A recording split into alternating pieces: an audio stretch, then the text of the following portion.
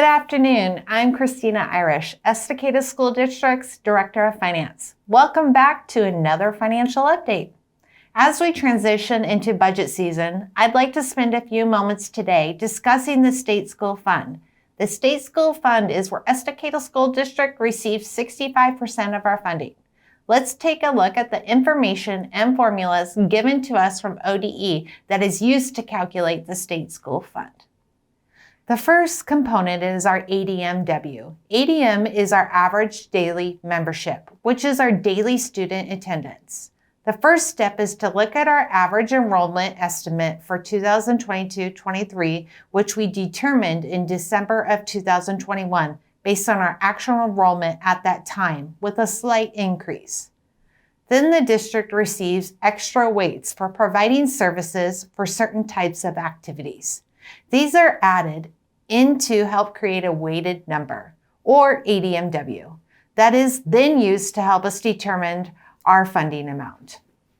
The reason that the 2022-23 is higher than the 2021-22 is because it includes counts from Summit Learning Charter. We are paid off the total counts and then give Summit Learning Charter their portion. The state gives us a hold harmless cause for our ADMW. This means that it looks at our current year ADMW and our last year ADMW and uses the higher two for our extended ADMW, which will be used in the State School Fund calculation. You can see here that our 2023 ADMW is estimated to be higher.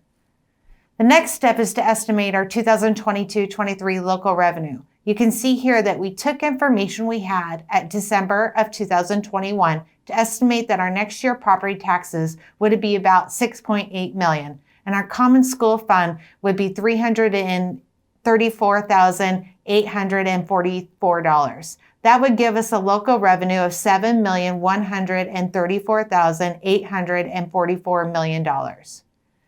Teacher experience is also a factor in the formula.